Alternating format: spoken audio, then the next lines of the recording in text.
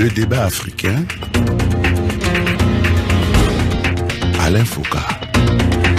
Il ne lui demandait qu'une seule chose, de renoncer à son idée, à son projet de réviser la Constitution pour rester plus longtemps au pouvoir, de s'abstenir de toucher au fameux article 37 qui fixe le nombre de mandats présidentiels à 2 seulement.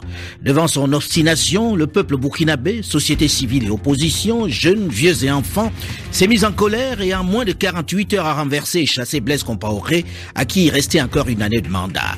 Le médiateur de nombreux conflits régionaux, respecté de ses pairs et craint de ses ennemis, au pouvoir depuis 27 ans, présenté comme un fin stratège, s'est retrouvé en quelques heures en exil. Une issue presque heureuse au regard du sort que lui réservaient certains adversaires sur le chemin de sa fuite. Une expérience qui a aussitôt relancé le débat sur les nombreuses tentatives de tripatouillage des textes fondamentaux auxquels se livrent certains dirigeants africains depuis plusieurs années déjà. Le cas burkinabé inspirera-t-il les autres nations où les chefs s'apprêtent à modifier les règles du jeu? Ces présidents en fin de mandat oseront-ils, iront-ils au bout de leur logique après ces images, après cette débâcle de Blaise Compaoré? Évidemment, les regards se tournent vers les deux Congos où l'on prête au dirigeant Joseph Kabila et Denis Sassou Nguesso ce projet de modification de la Constitution, mais également vers Pierre Nkurunziza au Burundi et Paul Kagame au Rwanda qui ont manifesté les mêmes intentions. La tentative manquée de Blaise Compaoré inspirera-t-elle les autres dirigeants tentés par ce projet? Le modèle populaire burkinabé est-il transposable dans les autres pays? Bonjour et bienvenue dans le débat africain consacré cette semaine à cette leçon de l'insurrection burkinabé, avec plusieurs invités au téléphone dans quelques capitales subsahariennes. D'abord, M. Lambert Mende, le ministre de la Communication et porte-parole du gouvernement de la République démocratique du Congo. Bonjour, Monsieur le ministre. Bonjour, Alain Foucault. Second invité, toujours en direct de Kinshasa en RDC, Martin Fayoulou, le président de l'ESCID, l'engagement citoyen pour le développement en République démocratique du Congo. Bonjour Monsieur Fayoulou. Bonjour Alain Foucault. Clément Mirassa est de l'autre côté du fleuve Congo, à Brazzaville, ancien ministre du Commerce et du Développement industriel. Il est membre du collège des présidents du collectif des partis d'opposition et président du Parti social-démocrate congolais, le PSDC. Bonjour Monsieur Mirassa. Bonjour Monsieur Alain Foucault. Pacifique Ninina Ohazé, le président du Forum pour la conscience et le développement au Burundi, mouvement de la société civile, est en direct de Bujumbura, la capitale burundaise. Bonjour Pacifique. Bonjour Alain. Alors, je commence par vous Pacifique. Comment a été vécue l'insurrection populaire burkinabé au Burundi? L'insurrection du Burkina Faso a été très commentée à Bujumbura. Il faut dire que le cas était déjà sensible parce que le président Nkurunziza du Burundi et Compaoré de Burkina Faso avaient reçu un même prix de la fondation Crado Montana au Maroc en juin. Et à ce moment-là, les gens commençaient à faire ici un parallèle entre les deux présidents. Et en faisant ce parallèle, ils revenaient notamment sur le traitement qu'ils ont réservé à leurs mentors ou à leurs collègues comme Thomas Sankara au Burkina et Hissène Radjabou au Burundi, mais aussi aux violations graves de droits de l'homme qu'on a connues, notamment des cas d'assassinat de militants de droits de l'homme, comme le journaliste Norbert Zongo au Burkina Faso. Au Burundi, on a Ernest Manirumba, qui était contre la corruption, qui a été assassiné. Mais sur ce cas précis de l'insurrection, est-ce que ça a été commenté? Est-ce que ça a suscité des réactions dans la population? Les gens sont-ils descendus dans la rue? Pas dans la rue, c'est même pas une habitude ici, mais plus sur les réseaux sociaux. On a vu beaucoup de messages, beaucoup d'engagements, beaucoup d'articles publiés qui faisaient un parallèle entre le Burkina Faso et le Burundi.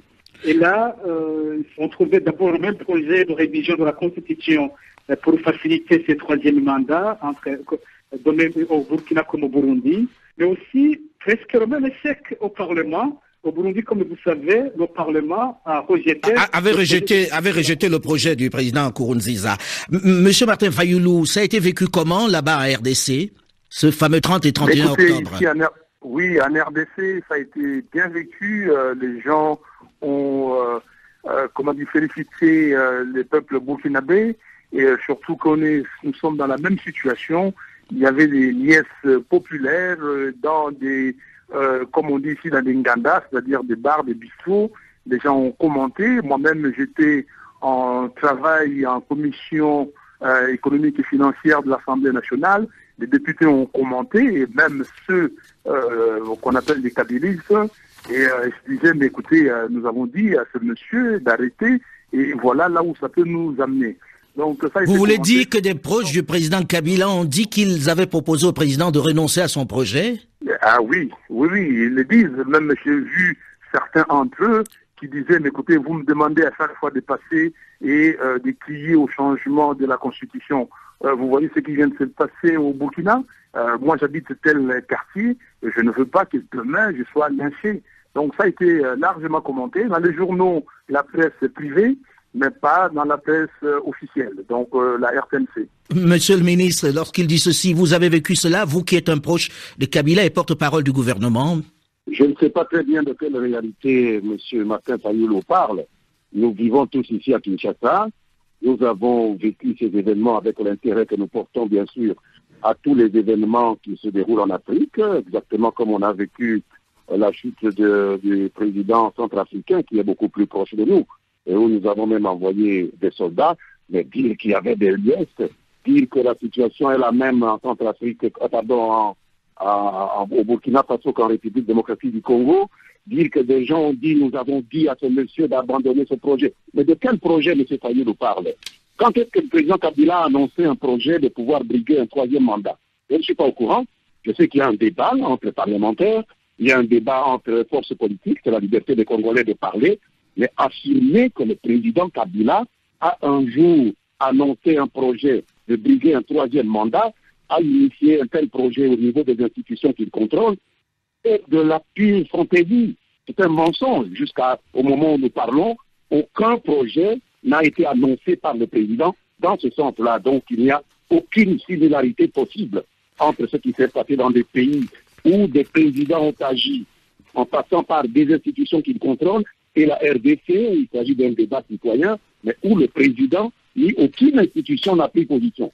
Monsieur le ministre, vous voulez dire très clairement, peut-être que ça va arrêter alors la discussion ou la rumeur autour, qu'il n'y aura pas de modification de la Constitution au Congo, que le président Kabila n'a pas cette intention-là du tout? Je vous ai dit que le président n'a pas annoncé la moindre intention dans ce sens-là, ni dans un autre, puisqu'il n'en a pas parlé. Mais on voit beaucoup d'agitation autour de cette question au Congo.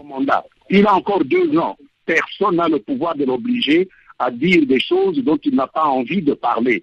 Il a décidé de ne parler de ces choses-là que lorsque le moment viendra. Je sais qu'il y a des tentatives de gens qui sont pressés, qui croient qu'il suffit que Kabila ne se présente pas pour qu'eux aient leur chance. Mais c'est au président à choisir le moment où il va parler. Ce n'est pas un opposant d'exiger du président qu'il puisse parler à tel moment ou à un tel autre. Donc, je répète, le président n'a annoncé aucune intention, ni dans un sens, ni dans un autre, et que c'est donc un mensonge que de dire que la situation est similaire avec le Burkina Faso. Alors, avant de revenir à vous, j'entendais M. Martin Fayulu qui voulait réagir tout de suite. Oui, M. Foka, mais la mère Mende était avec moi à Washington en août dernier lors du sommet USA-Afrique. Nous avons fait des exposés. M. Mende a fait un exposé. Il a demandé le référendum. Mais le référendum, c'est pourquoi? Pour s'amuser, pour jouer, pour aller discuter de je ne sais quoi avec le peuple congolais. Le référendum, on le fait pourquoi? Et alors, qu'ils nous disent pourquoi il a demandé le référendum. Nous avons eu des discussions à Washington, nous avons des discussions ici. Il y a des amis des Kabila qui passent dans des télévisions, chaînes nationales et privées pour crier à tout bout de champ que M. Kabila va rester au pouvoir, que nous demandons pas simplement la révision, mais nous demandons le changement. Ils vont plus loin en disant que cette constitution qui a été votée par le peuple congolais au référendum, mais ce même peuple peut aller au référendum pour changer la constitution. Et nous avons opposé à M. Mende, il le sait très bien, que le point 4 de l'exposé des motifs de notre constitution, intitulé « De la révision constitutionnelle », a dit clairement qu'on ne peut pas avoir des révisions intempestives. Et pour éviter les révisions intempestives, donc la Constitution a prévu qu'il y aurait des articles ou qu'il y a des articles qu'on ne peut pas toucher. Donc ce que nous appelons des articles verrouillés intangibles. Alors si M. Mende aujourd'hui fait marche arrière, nous sommes totalement contents de ces rétropédalages. Mais alors, M. Mende, est-ce un rétropédalage puisque, effectivement, on parle beaucoup des mots. ce sont des mots, on plagie les journalistes français, rétropédalage, etc.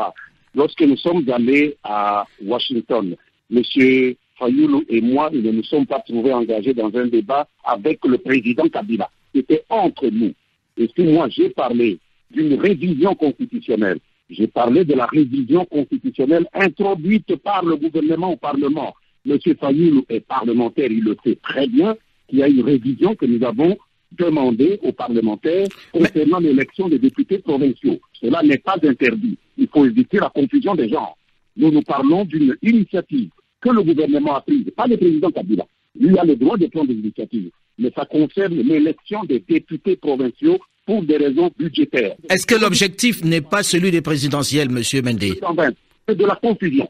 C'est de la confusion.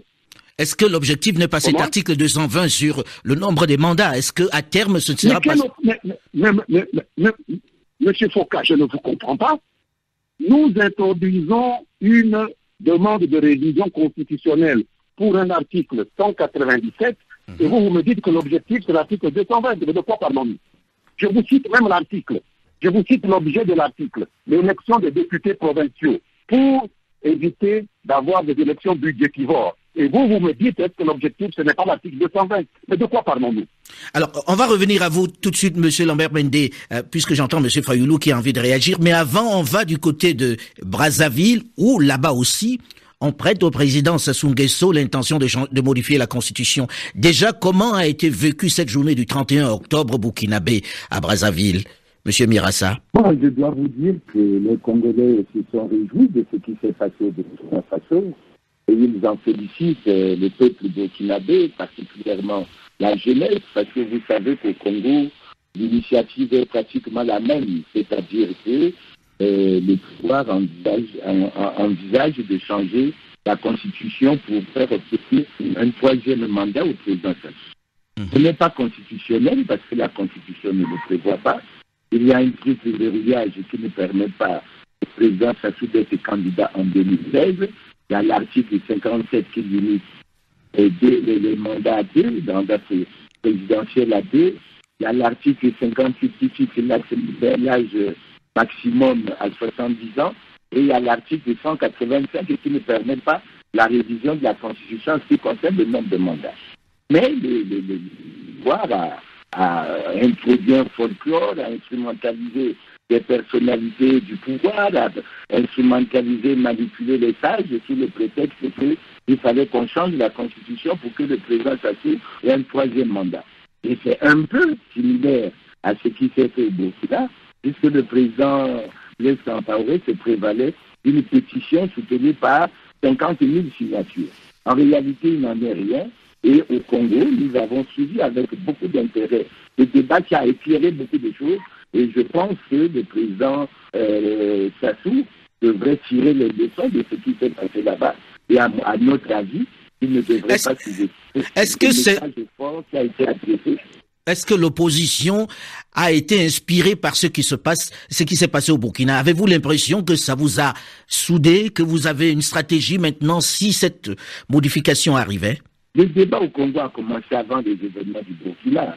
Et l'opposition a développé une argumentation qui, du point de vue du droit, ne permet pas au président Sassou de rechercher, de briguer un troisième mandat.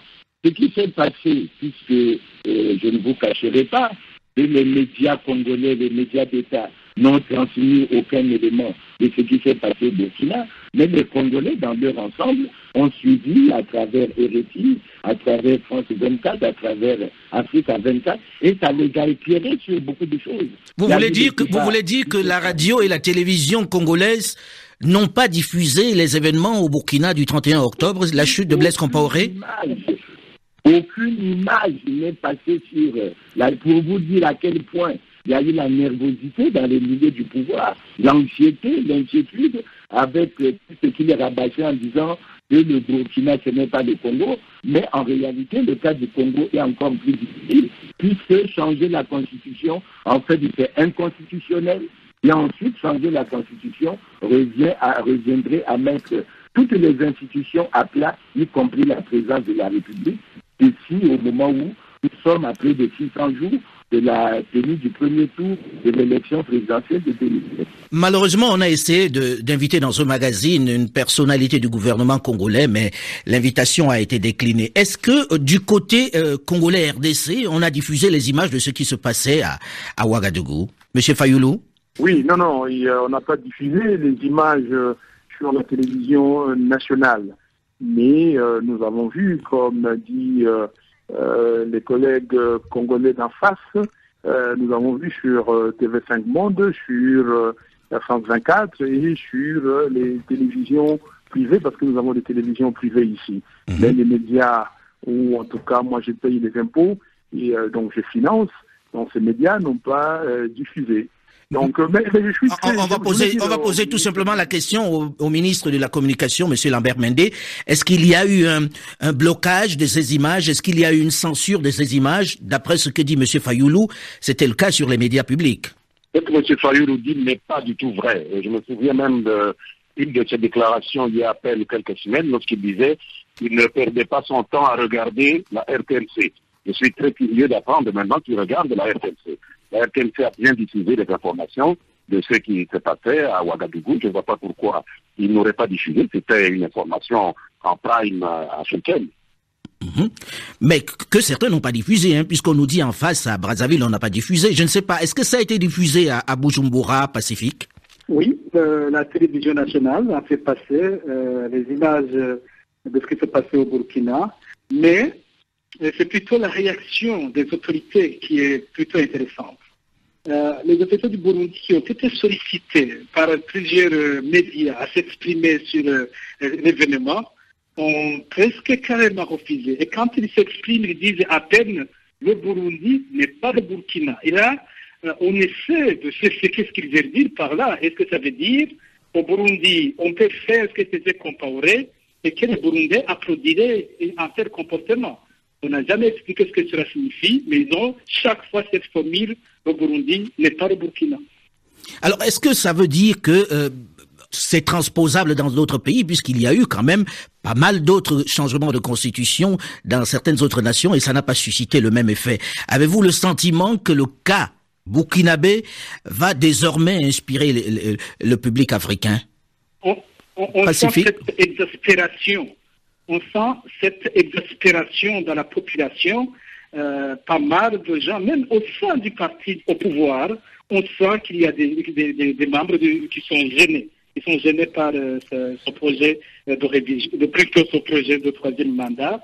Et ce qui est encore plus grave, c'est le fait que les présidents n'acceptent même pas de dire qu'ils feront cela. Ils veulent nous réserver une surprise de dernière minute, ce qu'on ne comprend pas. Et ce qui fait que de tous côtés, les gens s'interrogent, les gens pensent à des stratégies, comment faire face au jour où il va déclarer réellement qu'il sera candidat. Je pense que c'est faisable aussi au Burundi comme cela s'est fait au Burkina Faso. La seule différence, qu'au Burundi, il y a une milice Imbonerakure appartenant au pouvoir qui pourrait être utilisée et le Burundi pourrait connaître plus de violence plutôt que ce qu'on a vu au Burkina Faso si les choses se passent de la même manière. Alors, quelles leçons tirer de cette insurrection populaire au Burkina Faso? Comment ça se passe dans les autres pays? Est-ce que les pouvoirs qui avaient, ou les dirigeants qui avaient l'intention de modifier la Constitution vont reculer ou est-ce qu'ils s'organisent différemment? On en parle dans la seconde partie de ce magazine, dans une dizaine de minutes, juste après une nouvelle édition du journal sur Radio France Internationale. Nous serons toujours avec plusieurs de nos invités qui sont à la fois en RDC, au Congo-Brazzaville et à Bujumbura. À tout de suite.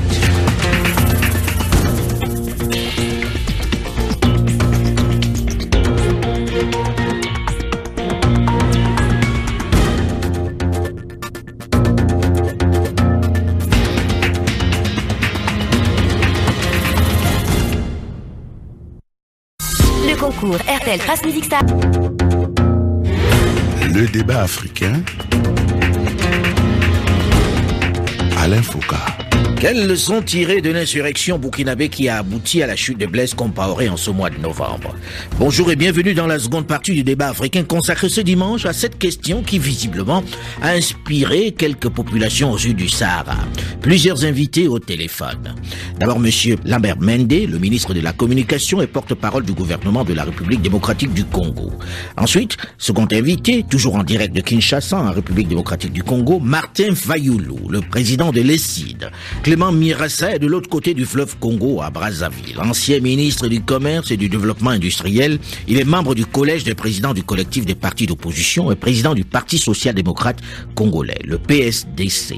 Et puis, Pacifique Ninina Hazoué, le président du Forum pour la conscience et le développement au Burundi, mouvement de la société civile. Il est en direct de Bujumbura, la capitale burundaise. Cela s'est passé sans grand heurt, sans insurrection en Tunisie de Ben Ali en 2002, en Guinée de Lansana Conté la même année, au Togo de Gnassingbé Yadema en 2003, en Ouganda sous Yoweri Museveni et au Tchad d'Idriss Déby en 2005 et enfin au Cameroun de Paul Biya en 2008. Les hommes politiques et une partie de la rue se sont mobilisés pour dénoncer la modification des dispositions supprimant la limitation des mandats sans que cela ne suscite de réels rebonds. Et pourtant, en quelques heures, au Burkina Faso, le régime est tombé. Et désormais, la société civile semble décidée à ne plus laisser ainsi toucher à la loi fondamentale. Mais peut-on ainsi transposer les situations d'un pays à un autre? Est-ce que cela signifie, monsieur Mirassa, que l'on peut partir du modèle burkinabé pour repiquer cela dans d'autres pays comme le Congo, par exemple? Bon, du point de vue du modèle, je dois vous dire une chose. Au Burkina, ce que le président Compaoré a voulu faire, c'est en fait légal, puisque c'était constitutionnel, ce qui n'est pas le cas au Congo. Parce qu'au Congo, du point de vue de la Constitution, le président Sassou exerce son deuxième, ultime et dernier mandat. Et c'est certainement pour ça qu'il a pensé qu'il pouvait aller au changement.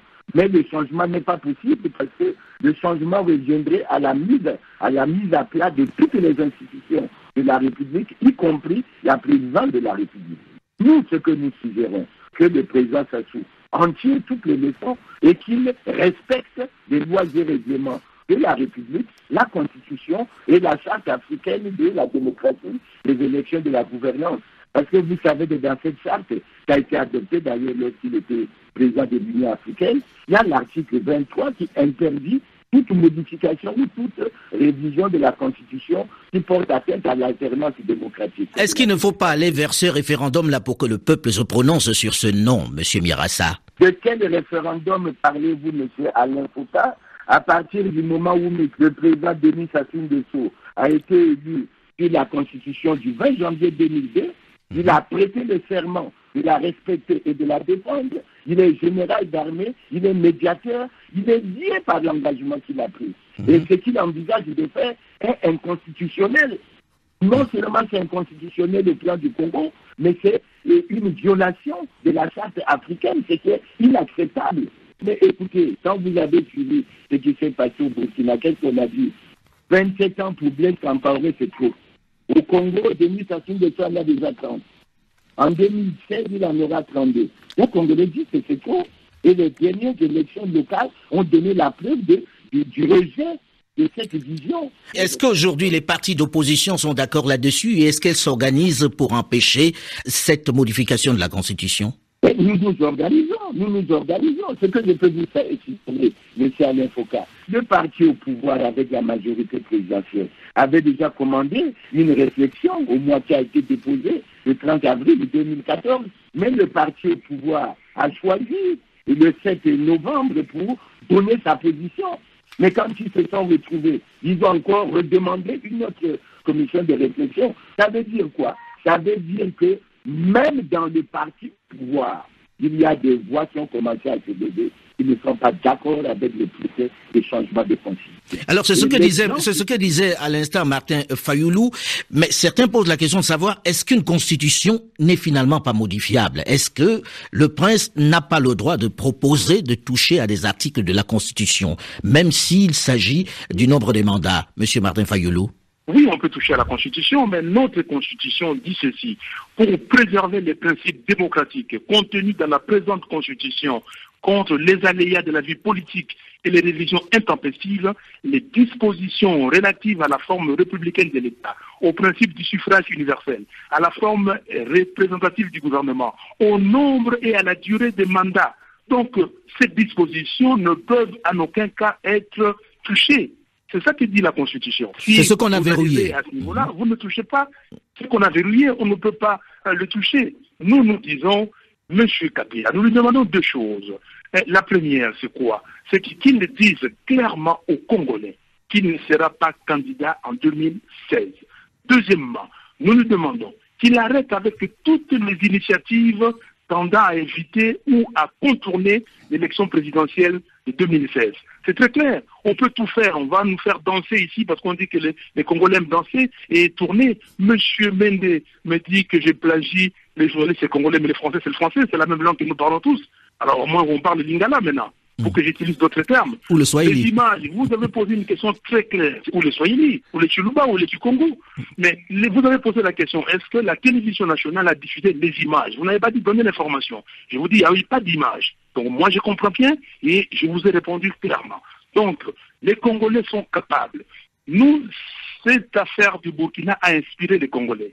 Et vous savez qu'il y a eu la conférence nationale souveraine au Bénin. Le Bénin a commencé et les autres pays ont suivi, y compris les Congo-Brazza et les Congo-Kinshasa. Il y a eu le printemps arabe, ou en tout cas les printemps arabes. Et vous savez, ça a commencé par la Tunisie et les autres ont suivi. Et nous disons aujourd'hui que les Congolais ont déjà démontré de quoi ils étaient capables. Rappelez-vous du 4 janvier 1959, rappelez-vous du 16 février 1992. Là, vous êtes en train de parler d'une insurrection, de la menace d'une insurrection qui pèserait au cas où? Mais non, nous disons que les Congolais sont capables. Mobutu a fermé la conférence nationale. Lambert Mende était avec moi, on était du même côté à l'époque. Nous étions membres de la conférence nationale souveraine. Nous avons exigé de Mobutu la réouverture de cette conférence et nous l'avons obtenue avec le peuple congolais. Et nous disons aujourd'hui qu'on ne peut pas nous donner des situations comme on vient de créer l'ONIP, l'Office national d'identification de la population. C'est pour quoi faire? C'est pour nous distraire. Mais nous disons non. Nous avons déjà lancé la campagne ici. Touche pas à mon 220, pas de présidence à vie en RDC. Et la campagne a eu un effet retentissant. Aujourd'hui, nous sommes en train d'informer la population congolaise avec une nouvelle campagne que nous venons de lancer cette semaine. Peuple congolais, l'heure a sonné, réveille-toi. Et cette campagne est bien accueillie au sein de la population congolaise et nous allons continuer et nous pensons que M. Kabila constitue les vrais problèmes dans ce pays. Monsieur le ministre, que répondez-vous à cela? Je voudrais d'abord quand même relativiser les effets retentissants des campagnes que mène mon ami Martin Fayoulou et ses amis.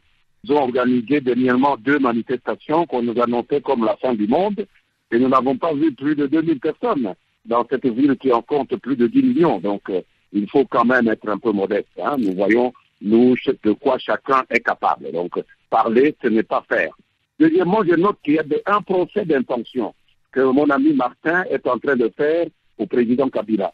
Il lui attribue des intentions. Chaque fois, il parle des intentions. Le président n'a encore rien, absolument rien dit.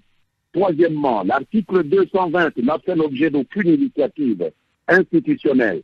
L'article 220 de la Constitution fait l'objet de débats politiques. Il faut préciser que l'article 220 est relatif au nombre de mandats. Oui, c'est l'article 220.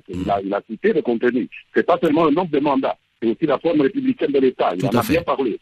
Je lui concède cela, mais il doit aussi comprendre que cette Constitution, même dans cet article-là, ne mascule pas les Congolais dans leur droit de débattre. Il n'est pas interdit aux Congolais de se poser des questions et de débattre. Puis c'est cela qui doit provoquer la fin de la République démocratique du Congo, parce que les Congolais débattent d'une chose, il faut que d'autres Congolais puissent se révolter, alors est-ce que le Congo existe encore comme un État démocratique? Voilà le problème que nous nous posons. Pour le reste, c'est un vaste procès d'intention, c'est une opposition qui n'a rien à vendre. Et qui mais vous conviendrez, monsieur le ministre, que à chaque fois où il y a modification, ça part déjà du débat, ça part des rumeurs et du camp présidentiel. On lance la rumeur pour voir ce que ça va faire. Très souvent, c'est parti comme ça. Pourquoi ne le penserait-on pas à Kinshasa? Ce n'est pas ce qui permet d'accuser quelqu'un d'avoir posé un acte qu'il n'a pas posé. Le débat, c'est autre chose. On ne peut pas interdire dans un pays un débat parce que soi-disant un débat amène toujours des propositions. Sinon, nous quittons le champ de la démocratie. Toutes les dictatures ont commencé comme ça. Il faut éviter le débat sur des questions parce que sinon on va remettre en cause tel autre principe. Chez nous, il n'y a pas de sujet tabou et je ne reconnais pas à M. Fayoulou et à l'opposition à laquelle il appartient et que je respecte le droit de mettre un sujet tabou dans le débat que les Congolais doivent faire sur leur pays. Le pays appartient aux Congolais, les Congolais peuvent se poser toutes les questions, mais on ne peut accuser les institutions que lorsqu'elles ont pris une initiative. Mais est-ce qu'avec ce qui vient de se passer, monsieur le ministre, il n'y a pas une prudence à adopter quand même parce que il y a des risques d'insurrection populaire? Est-ce qu'on ne devrait pas reculer un peu et être clair sur cette question? Mais reculer par rapport à quoi, Alain Foka? On recule par rapport à quoi? Je n'ai pas avancé et je dois reculer pourquoi? Pour alimenter quoi? Alimenter un roman qui donne de la matière à des débats comme celui que nous menons maintenant? On va reculer par rapport à quoi? Je n'ai pas fait quelque chose et je dois dire je ne le ferai pas. Pour quelle raison? Il n'y a plus aucune logique de la police. Monsieur Fayoulou? Oui, Alain Foka, la maire Mende a dit ceci, qu'il propose la révision de l'article 197. Mais il le sait bien, l'article 197, alinéa 4, est protégé par l'article 220. Cet alinéa dit qu'ils sont élus, donc députés provinciaux, au suffrage universel direct et secret. Donc maintenant, eux, ils veulent que le député provincial soit élu au suffrage indirect. Ça veut dire quoi? C'est toucher l'article 220. Mais il ne faut pas nous prendre pour des enfants. Il le sait. Donc ils veulent toucher, parce que l'article 220, c'est un article général qui protège les articles de la Constitution. Il y en a plein. Il y a beaucoup d'articles que l'article 220 protège, tels que l'article 70, l'article 101, 197 alinéa 4, l'article 90 alinéa 3, et tant d'autres. Donc, qu'est-ce que M. Mende dit? Nous savons qu'il marche ce qu'on appelle la politique d'essai-erreur. Ok? Et on ouvre, on referme, on ouvre, on referme. Ils veulent nous amener jusqu'au jour où nous serons distraits, ils passent. Mais nous disons à Mende et à ses amis et à Kabila que nous sommes là et nous trouverons devant leur route. Ils ne pourront pas passer, c'est fini cette affaire-là. Là, c'est fini. Il faut qu'ils révisent leur copie. Nous avons demandé qu'ils retirent leurs projets de loi qu'ils ont introduits à l'Assemblée nationale. Nous avons dit aujourd'hui que le Congo n'a pas besoin de quelqu'un qui n'a plus rien à offrir aux Congolais. Regardez ce qui se passe à Béni. Là, on entre dans la politique, monsieur Fayoulou. Monsieur Mirassa, est-ce que là-bas, à Brazzaville, le pouvoir montre, on va dire un peu de prudence, a un peu reculé par rapport à son projet initial? Avez-vous ce sentiment-là après les événements de Ouagadougou? Je vous ai parlé de la réunion du parti au pouvoir, de PCT, qui avait prévu se déterminer le 7 novembre, mais qui a finalement choisi de mettre en place une commission et qui va travailler jusqu'en décembre. Donc nous pensons qu'ils observent la prudence, mais ce n'est pas ça que nous souhaitons. Ce que nous souhaitons, c'est que le président Sassou Nguesso prenne le courage de faire ce que le président Boni Yali a dit, à savoir, je fais des mandats, je m'en vais en 2016. On a écouté d'éminentes personnalités comme Abdou Diouf, comme Ablassé Ouedraogo, comme Eden Kodjo. Aujourd'hui, il faut qu'on se range au fait que la limitation à des mandats est quelque chose d'incontournable. Le président Sassou aura fait 32 ans en 2016, il aura fait ce qu'il aura plu. Et il faut qu'il comprenne que le Congo a besoin d'alternance et on n'a plus besoin de la perturbation de la paix. Et tout le que celle-ci viendrait des personnes qui semblent ont fait beaucoup de choses pour qu'on puisse avoir cette paix.